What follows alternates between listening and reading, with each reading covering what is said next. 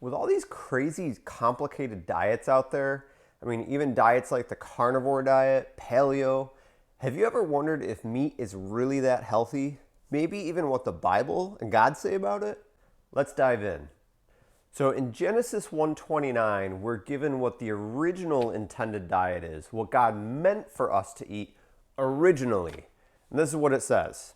And God said, "Behold, I have given you every plant yielding seed that is on the face of the earth, and every tree with seed in its fruit. You shall have them for food." So here we see what we were originally meant to eat, which is fruits and vegetables, just plain, whole fruits and vegetables. Later on in Genesis 9:3-4, we see that God then permits everything, including meat. It says, "Every moving thing that lives shall be food for you.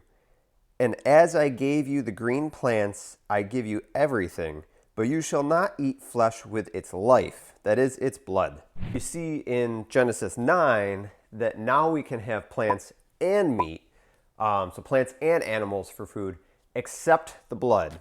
So we now know that plants were our originally intended food, but we're also allowed to have animals. In 1 Corinthians 6:12, we read, "All things are lawful for me, but not all things are helpful. All things are lawful for me, but I will not be dominated by anything." So here we see that, a lot of times things might be lawful for us. They might be okay. They're not technically right or wrong, black and white. But the question is, do they help us? Meat might be okay for us to eat. It's not technically wrong biblically, but let's see if it's actually healthy. So in Daniel 1:8-16, Daniel and his friends were taken captive so they could be trained to serve a king. And a lot of the others were given, the king's rich meat and wine, whereas Daniel and his friends asked to be given vegetables and water. And they were even said, give us 10 days, let's test it. At the end of 10 days, see how we look compared to the others. And what they saw was that at the end of 10 days, Daniel and his friends having water and vegetables, the original intended diet, had much more life, much more vibrance, and they just looked healthier compared to those who ate the king's rich meat and wine.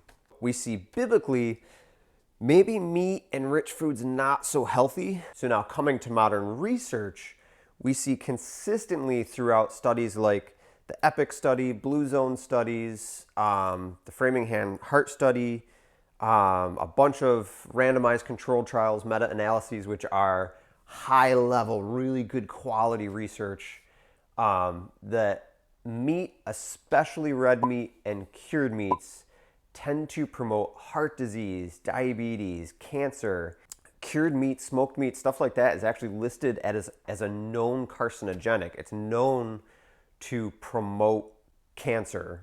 In general, we see the opposite with whole plants, fruits, veggies, whole grains, nuts, seeds, lentils, beans, all that good stuff. We see that they help us fight disease. They help us to maintain a good weight.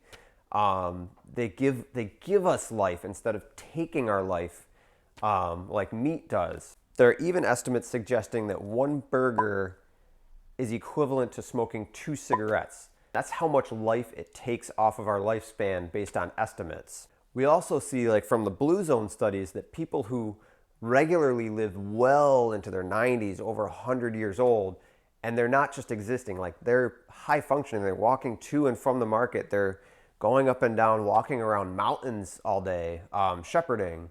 We see that these people who have aged very, very well and are still very physically capable, they generally eat minimal animal product in general. Some do, some have, fish. Fish is one that in research doesn't seem to be as bad as like red meat.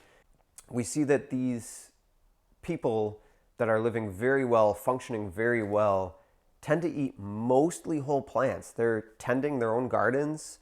They're eating food from their gardens, and that's the majority of what they eat. But remember, it's a spectrum. So anywhere from the standard American diet, aptly named SAD, all the way to 100% whole fruits, veggies, whole plants. Every step along that spectrum, you get health benefit.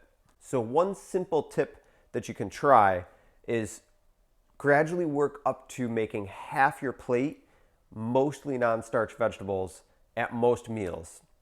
So if you're not ready for half your plate, start with like a quarter plate at most meals, and then gradually build it up. Make the whole veggies, the whole plants, the main dish.